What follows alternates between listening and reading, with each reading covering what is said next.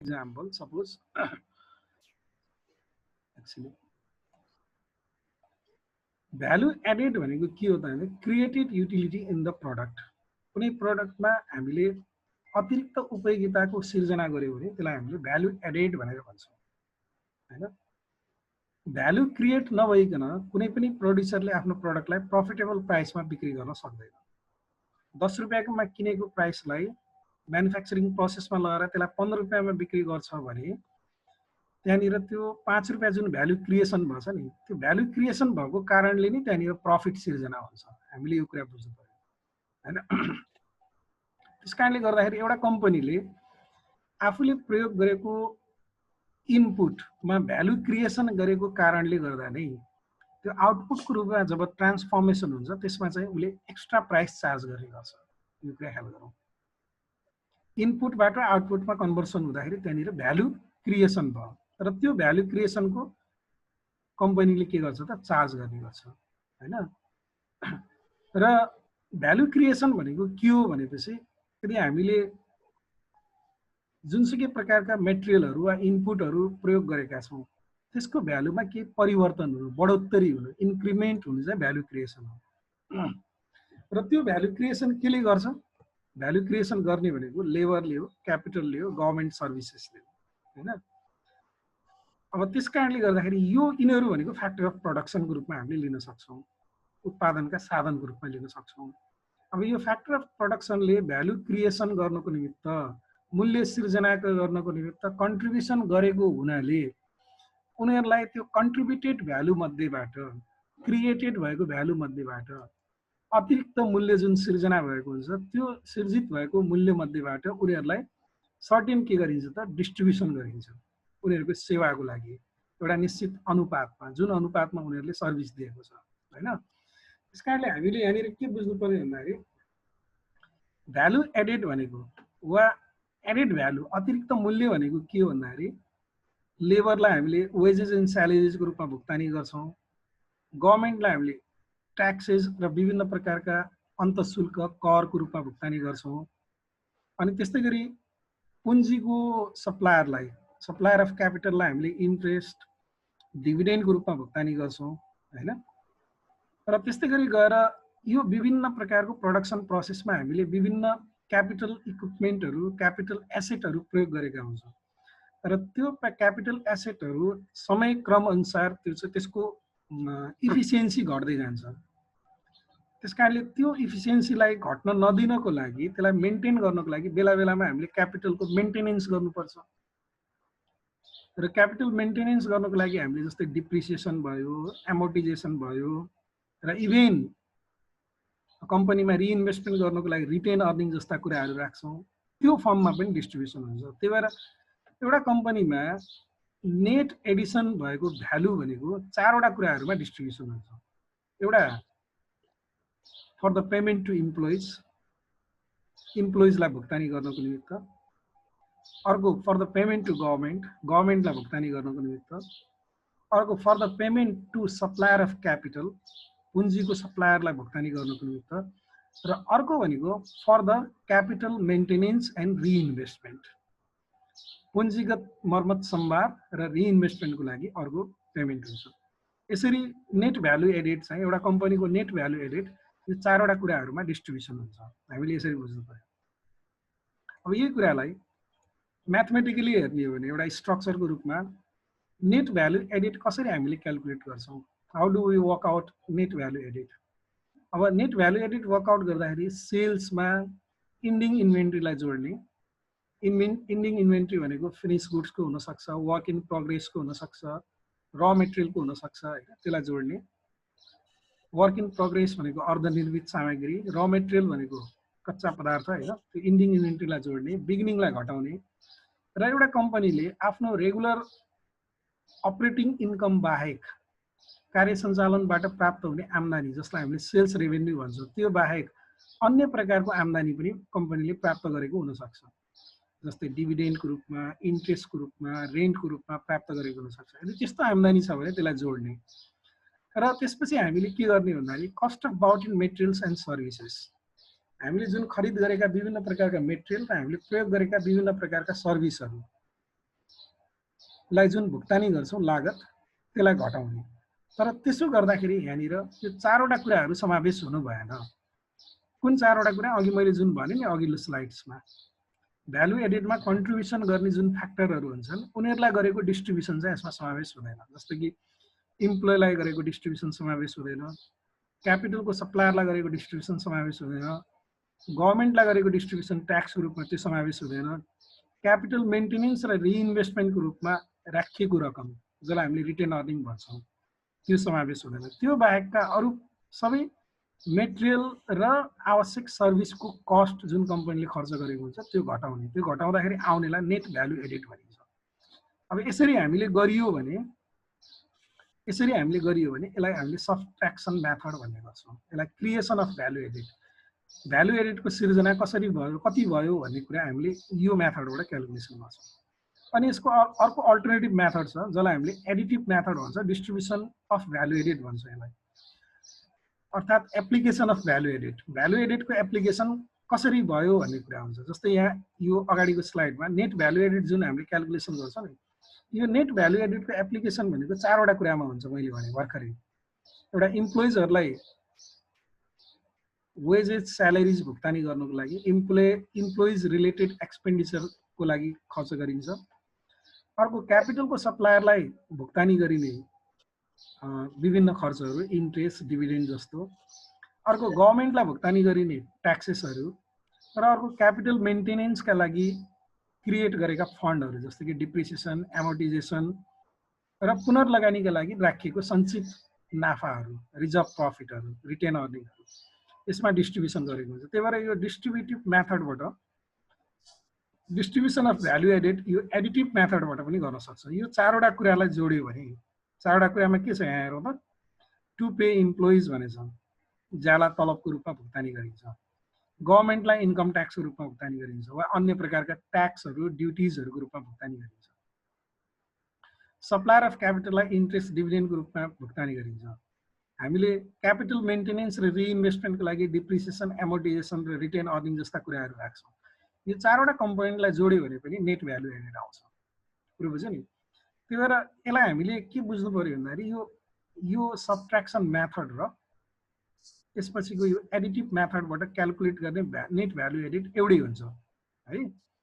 यो दुईटा मेथड भनेको एकअर्काको परिपूरक चाहिँ होइन। फेरि यो दुईटै मेथड नर्मली एउटा कोर्समा हामीले देखाउनु पर्ने हुन्छ। भ्यालु एडेड कति भयो र त्यो भ्यालु एडेडको डिस्ट्रिब्युसन कसरी भएको छ, त्यो भ्यालु एडेडको डिस्ट्रिब्युसन वेजेस एन्ड स्यालेरिज तिर्नको लागि कति भएको छ, कुन अनुपातमा भएको छ, गभर्मेन्टलाई विभिन्न प्रकारका ट्याक्सहरू तिर्नको लागि कुन अनुपातमा भएको छ, सप्लायर अफ क्यापिटलले कुन अनुपातमा त्यो भ्यालु एडेडको कुन अनुपातमा उनीहरूले भुक्तानी पायो होइन। यो क्यालकुलेसन गर्नुको लागि हामीले यो एडिटिभ मेथड एप्लाई गर्ने गर्छौँ। जस्तै इक्जाम्पलको लागि सिम्पली भनौँ न, अघि मैले अगाडिको स्लाइड्समा यहाँनिर हेरौँ। अब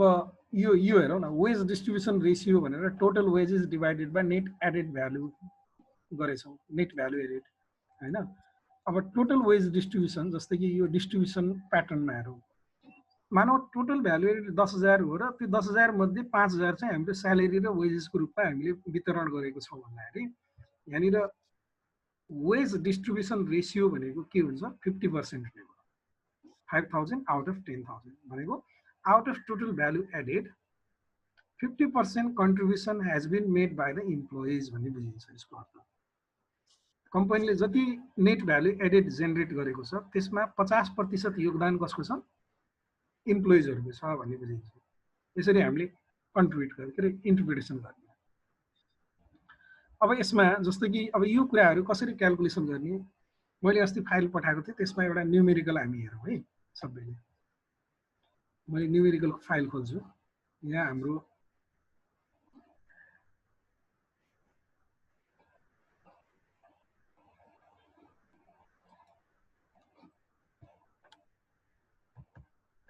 यसो गरौँ न, यो 4 नम्बरको क्वेसनलाई गरौँ। 4 नम्बरले अलिकति 1, 2, 3 लाई पनि कभर गर्छ।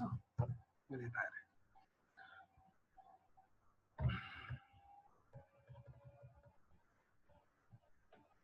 अब यहाँ स्क्रिनमा हेरेर मात्र साध्य हुँदैन होला यो क्वेसन हैन क्वेसन त अब बिस्तारै प्रिन्ट गरेर सबैले राख्नुपर्छ तैपनि अहिले मैले पढ्नको लागि यो चाहिँ उ गरे the following are the balance in account statement of ABC company limited manufacturing concern for the year ended December 31, 2019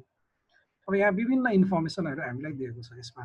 यसमा के भनेको छ भन्दाखेरि beginning inventory of raw material भनेर दिएको छ 3 लाख हो ending inventory of raw material 2,10,000 and purchase of raw material 5,25,000 wages 1,25,000 factory expenses 2,50,000 factory expenses accrued outstanding तिर्नु पर्ने हैन 15,000 sales 13,62,000 sales return 6,000 sorry office expenses 80,000 selling and distribution expenses 60,000, depreciation 50,000, interest on loan 10,000, income tax 35,000, dividend 40,000, retained earning 50,000, and dividend received 4,000, opening stock of finished goods 1,20,000, closing stock of finished goods 90,000, and total number of labor 10. यसबाट हामीले के निकाल्ने भनेछ भने net value added statement showing net value added and its distribution. Net value added कति भयो र त्यसको डिस्ट्रिब्युसन चाहिँ कसलाई कति कति भयो त्यो देखाएर एउटा भ्यालु एडेड स्टेटमेन्ट बनाउने भनेको छ अनि त्यसपछि फेरि अर्को हामीलाई यहाँ सोधेको छ assess the labor productivity calculating net value added per employee and wage distribution ratio. यो दुईटा रेशियो क्याल्कुलेट गरेर हामीले उनीहरुको लेबर प्रोडक्टिभिटी चाहिँ को बारेमा मूल्याङ्कन गर्ने भनेछ अनि अर्को हामीलाई के पनि सोधेको छ भन्दाखेरि explain the use of value added statement for financial performance analysis financial performance analysis को भ्यालु एडेड स्टेटमेन्ट को युज के हो त्यसको बारेमा पनि लेख्ने भनेछ है अब यसलाई मैले यहाँ न्युमेरिकली सल्भ गर्छु है त सोधेछ देखिन्छ देखिन्छ देखिन्छ हैन हजुर हजुर नम्बर 1 मा यसले सोधे अनुसार हामीलाई भ्यालु एडेड स्टेटमेन्ट प्रिपेयर गर्ने र त्यो भ्यालु एडेड स्टेटमेन्टमा नेट भ्यालु एडेड कति भयो र त्यसको डिस्ट्रिब्युसन कति भयो दुईटै देखाउने भनेछ अघि मैले जुन यो फर्मेटमा देखाए नि यो फर्मेटमा जस्तै कि यो भ्यालु एडेड सबट्र्याक्सन मेथडबाट क्याल्कुलेसन गर्ने र त्यसको डिस्ट्रिब्युसन कसरी भएको छ भनेर यो डिस्ट्रिब्युटिभ मेथड पनि हामीले युज गर्ने भनिन्छ अब यसलाई मैले के गर्छु भन्दाखेरि preparation of value added statement मैले प्रिपेयर गर्दैछु यसको लागि मैले चाहिँ यहाँनिर एउटा टेबल बनाउँछु टेबलमा मैले धेरै कोलम राख्दैन मैले यसमा 3टा कोलम राखेँ 2टा कोलम राखे हुन्छ 2टा कोलम राखेँ है अब 2टा कोलममा एउटामा मैले पर्टिकुलर्स राख्छु के विवरणहरू हैन अर्कोमा मैले के राख्छु भन्दाखेरि अमाउन्ट राख्छु अमाउन्ट रुपीजमा राख्छु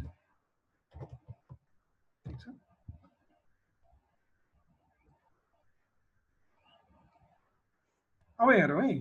हाम्रो भ्यालु एडेड स्टेटमेन्टको फर्मेट अनुसार पहिला हामीले यहाँनिर नेट सेल्सलाई देखाउँछौँ नेट सेल्स भनेको तपाईहरुले क्वेशनमा हेर्नुभयो भने त्यहाँनिर अघि हामीले पढेको थियौं सेल्स भनेर 13,62,000 दिएको छ 13,62,000 अब यसमा नेट सेल्स भनेको माइनस रिटर्नलाई घटाउनु पर्छ रिटर्न पनि त्यहाँनिर दिएको छ कति 6,000 छ क्वेशन प्रिन्ट गरेर अगाडि राखेछ भने थाहा हुन्छ नभए गाह्रो हुन्छ है फेरि अब 13,62,000 मा 6,000 घटाउँदाखेरि हाम्रो कति आउने भयो 13,56,000 हो अब यसमा मैले एड गर्छु क्लोजिङ स्टक एड गर्छु अब मसँग यहाँनिर दुई प्रकारको क्लोजिङ स्टक छ है एउटा चाहिँ फिनिश गुड्स को र मेटेरियल को क्लोजिङ स्टक छ अर्को फिनिश गुड्स को छ अब मसँग फिनिश गुड्स को यसो गरौँ न र मेटेरियलको कति छ र मेटेरियल्सको क्लोजिङ स्टक्स मसँग छ 2,10,000 र मेटेरियलको 2,10,000 2,10,000 क्लोजिङ स्टक हो इन्डिङ इन्भेन्ट्री 2,10,000 त यो मैले 2,10,000 यहाँ लेखेँ है त्यस्तै गरी अर्को मसँग छ फिनिश गुड्सको फिनिश गुड्सको क्लोजिङ स्टक तलपट्टि दिएछ closing stock of finish goods भनेर 90,000 दिएको छ 90,000 90,000 यो है अब यसलाई मैले अलिकति सिँगार पटार गर्छु है यसलाई सिँगार पटार गर्दाखेरि इन सर्ट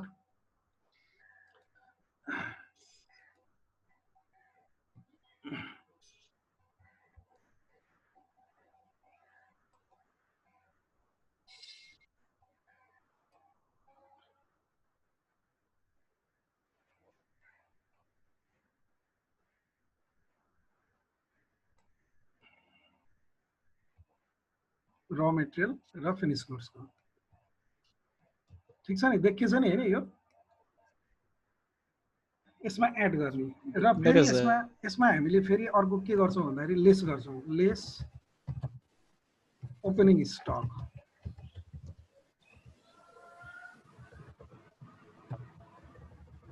ओपनिङ स्टक पनि हामीसँग दुई प्रकारको ओपनिङ स्टक छ एउटा र मेटेरियलको कति छ र मेटेरियलको opening stock beginning inventory of raw material भनेर 3 लाख रुपैयाँ छ सबैले त्यहाँ हेरौँ है यसलाई हामीले घटाउने हो त्यसकारण यसलाई मैले ब्र्याकेटमा लेखेँ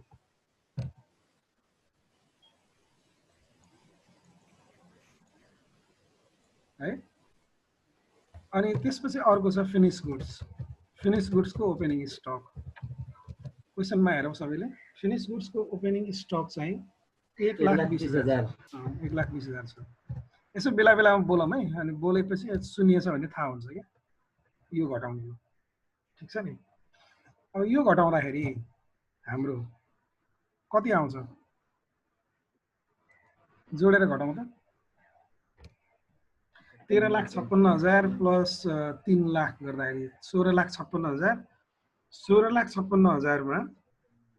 मैले क्याल्कुलेटर खोलेँ 16,56,000 मा के भयो 16,56,000 माइनस यो 4,20,000 भयो हैन 4,20,000 घटाउँदा हाम्रो यो आयो यो 12,36,000 आउँछ त यो रुपैयाँ 12,36,000 अब यसमा हामीले के गर्छौं भन्दाखेरि एड अदर इन्कम भनेर एड गर्छौं अदर इन्कममा त्यहाँनिर क्वेशनमा हामीलाई डिभिडेन्ड रिसिभ्ड भनेर दिएको छ सबैले ध्यानसित हेरौँ त डिभिडेन्ड रिसिभ्ड भनेर लास्टबाट चौथो आइटम 4,000 रुपैयाँ छ हो 4,000 अब यसलाई हामीले जोड्छौं यसलाई जोडेपछि 12,40,000 आयो अब 12,40,000 मा फेरि अब हामीले के गर्ने भन्दाखेरि लेस गर्ने फेरि lace cost of bought in materials and services विभिन्न प्रकारका cost of bought in materials and services हरुलाई घटाउने यहाँ है यो घटाउँदाखेरि अब के छ सुरुदेखि हेरौं एउटा छ purchase of raw material purchase of raw materials purchase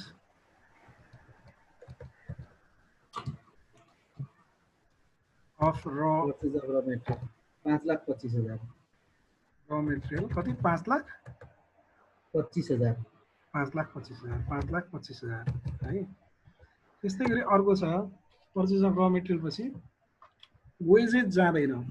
किन जाँदैन भन्दाखेरि यो वेजेज भनेको कसलाई तिरेको इम्प्लोइजलाई गरेको पेमेन्ट जाँदैन एउटा कुरा अर्को छ हाम्रो फ्याक्ट्री एक्सपेन्सेस भन्ने छ फ्याक्ट्री एक्सपेन्सेस त्यो अमाउन्ट हामीलाई दिएको छ कति 2,50,000 यसलाई ब्र्याकेटमा लेखौँ है यो सबै घटाउने भनेको ब्र्याकेटमा लेख्नुको अर्थ ओके अनि त्यसपछि अर्को छ फ्याक्ट्री एक्सपेन्सेस एक्रुड भनेर छ एक्रुड भनेको तिर्नुपर्ने कति दिएको छ त्यो चाहिँ हाम्रो 15,000 छ ब्र्याकेट 15,000 नेगेटिभ फिगर ब्र्याकेट भनेको घटाउने भने अनि त्यसपछि सेल्स जाँदैन सेल्स रिटर्न जाँदैन अफिस एक्सपेन्सेस छ अर्को आइटम अफिस एक्सपेन्सेस कति छ 80,000 हो 80,000 80,000 अर्को छ selling and distribution expenses selling and distribution expenses हाम्रो 60,000 60,000 ब्र्याकेट मा यो 60,000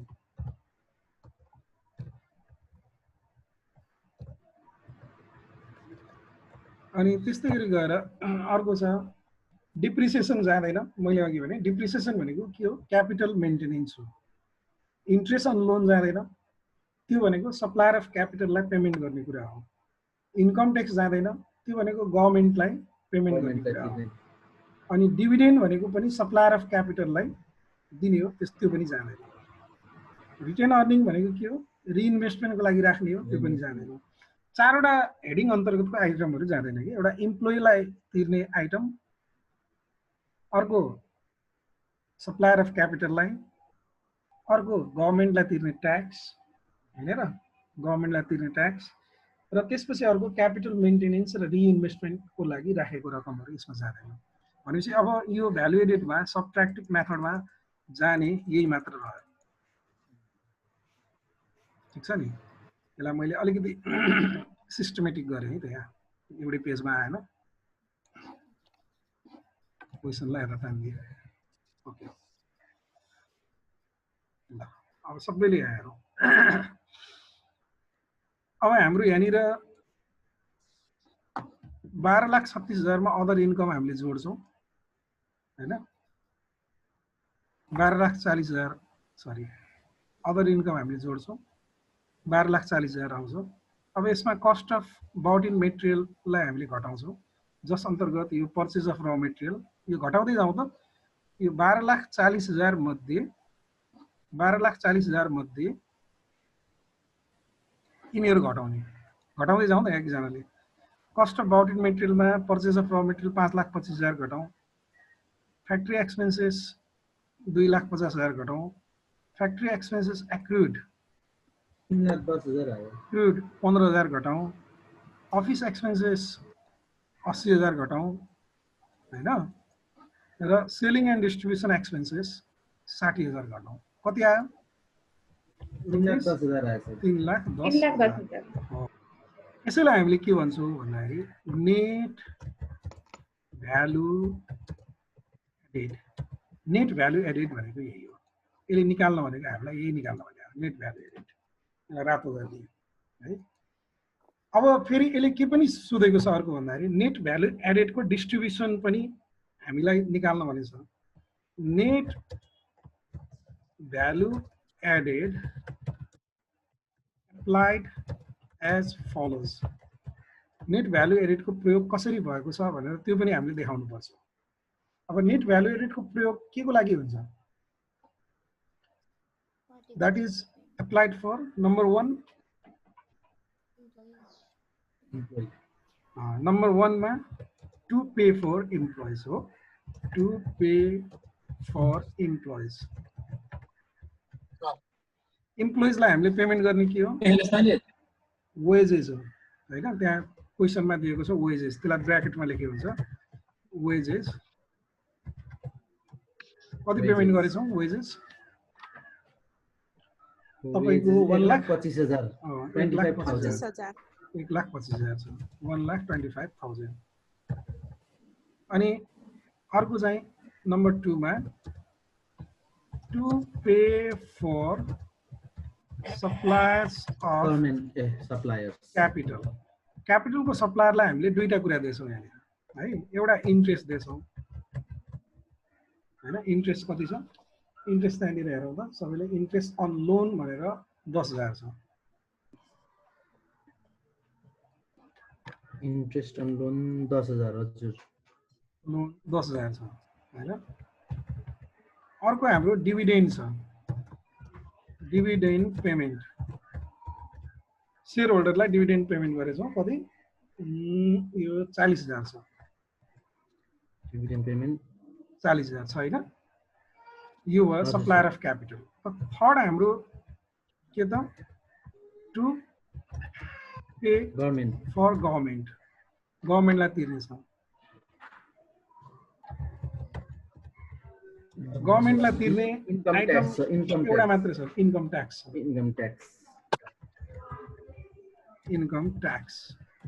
कति छ इन्कम ट्याक्स 35,000 छ हो यो एउटा मात्रै आइटम छ अनि चौथो हाम्रो के छ भन्दाखेरि चौथोमा छ to pay for capital maintenance and reinvestment यो हुन्छ अब क्यापिटल मेन्टेनेन्स र रिइन्भेस्टमेन्टको लागि हामीसँग दुईटा आइटम छ एउटा छ डिप्रिसिएसन छ हो डिप्रिसिएसन कति छ भन्दाखेरि 50,000 छ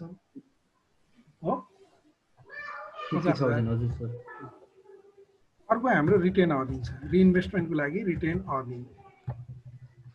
रिटेन अर्निङ 50,000 यो पनि 50,000 छ 50,000 छ ल अब यस्तो भयो हाम्रो यहाँ के भयो भन्दाखेरि net value added applied as follows कसरी एप्लिकेसन भन्छ नेट भ्यालु एडेडको भन्दाखेरि टु पे फर इम्प्लोइज 1,25,000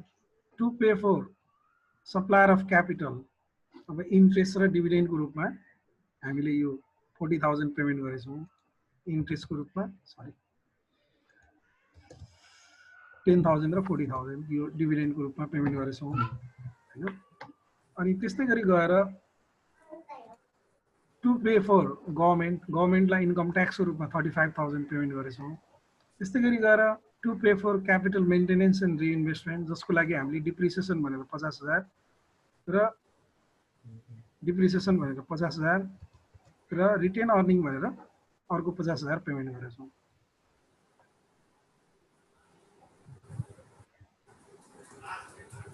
अब यो सबैलाई जोड्दिउँ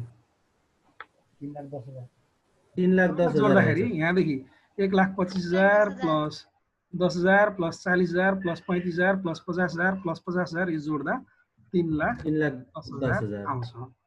त्यसलाई हामीले नेट भ्यालु एडेड भनेर भनेको छौँ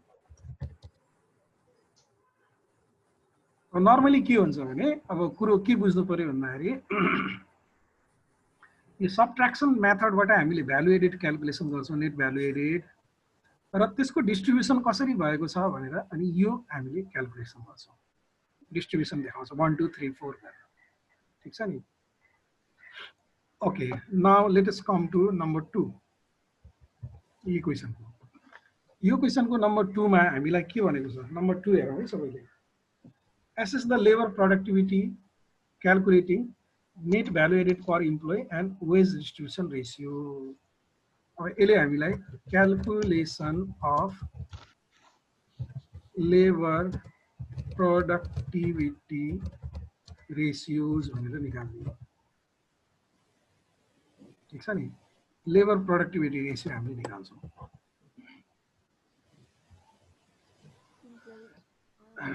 लेबर प्रोडक्टिभ रेसियोजमा पनि के निकाल्ने भनेर तोक्दिएकै छ यसले एउटा तोकेको छ के भन्दाखेरि net value added per employee एउटा निकाल्नु पर्यो net value added per employee यो निकाल्ने अब यसलाई यसो गरौँ लामो लेख्नुभन्दा मैले यसलाई सिन्टेक्स हानेर दुईटा लाइनमा ल्याएँ है control F9 EQ / A net value added comma per employee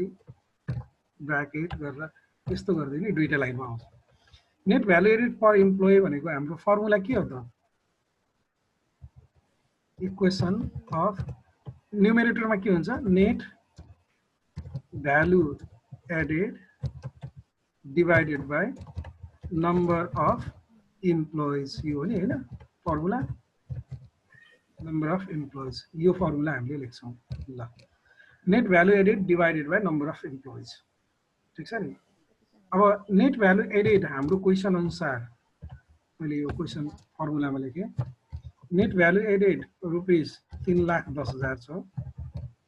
र नम्बर अफ इम्प्लोइज चाहिँ त्यहाँ टेबलमा लास्टमा दिएको छ टोटल नम्बर अफ लेबर चाहिँ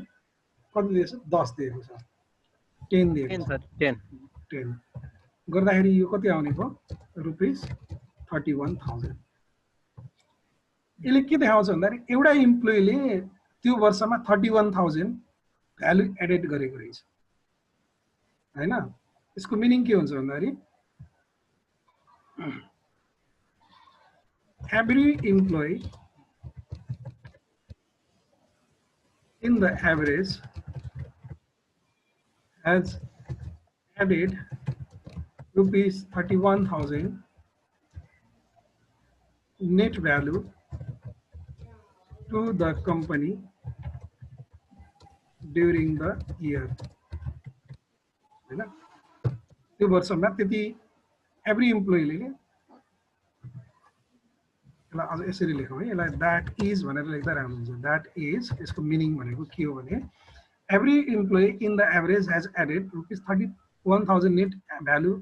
टु द कम्पनी हैन यो higher net value added per employee is a better sign of labor productivity है यसरी लेख्ने जति net value added per employee चाहिँ जति बढी हुन्छ त्यो नै लेबर प्रोडक्टिभिटीको एउटा राम्रो साइन हो संकेत हो भन्ने बुझिन्छ अब यहाँ हामीलाई एउटा प्रब्लम के छ भने यो कम्पनीले यो वर्ष चाहिँ पर इम्प्लोइ 31,000 भ्यालु एडेड गर्यो अब यो राम्रो हो कि नराम्रो हो यो त हामीले भन्न सक्दैनौँ किनकि हामीलाई त्यति इन्फर्मेसन छैन त्यही भएर योभन्दा बढी मूल्याङ्कन हामीले गर्न सक्दैनौँ यो राम्रो हो कि नराम्रो हो भन्नको लागि हामीले दुईटा आधार हामीले चाहिन्छ एउटा भनेको गत वर्ष net value added per employee कति थियो त्यससँग तुलना गर्ने गत वर्षभन्दा अहिले बढेको छ भने प्रोडक्टिभिटी लेबर प्रोडक्टिभिटी राम्रो भयो भन्ने बुझिन्छ एउटा आधार यो हो अर्को आधार के हो भने हाम्रो जस्तै अरू कम्पनीको नेट भ्यालु एडेड कति छ त्यससँग कम्पेयर गर्ने इन्डस्ट्री एभरेज भन्छ त्यो इन्डस्ट्री एभरेजसित कम्पेयर गर्दाखेरि यदि हाम्रो नेट भ्यालु एडेड चाहिँ अरू कम्पनीको भन्दा बढी छ भने our labour productivity is better than other firm in the industry भन्ने त्यसरी हामीले यो के गर्छौँ त यो लेबर प्रोडक्टिभिटी रेसियोमा यो net value added per employee हामीले क्याल्कुलेसन गर्छौँ ठिक छ नि अब अर्को हामीलाई यहाँनिर सोधेको के पनि छ भन्दाखेरि वेज डिस्ट्रिब्युसन रेसियो निकाल्नु भनेको छ है यसलाई पनि अब मैले गरेँ वेज डिस्ट्रिब्युसन रेसियो है wage distribution ratio this is equal to wage distribution ratio भनेको के हो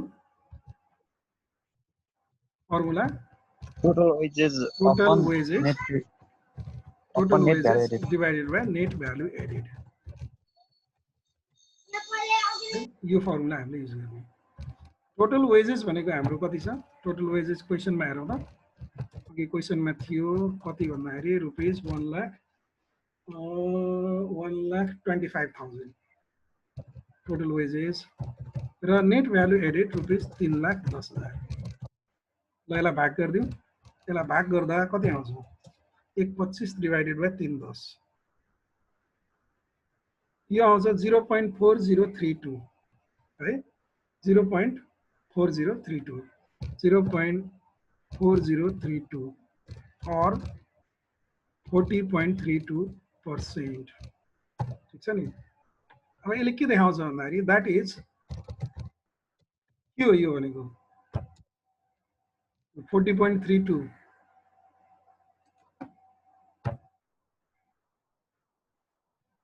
40.32% of the net value added has been distributed to employees.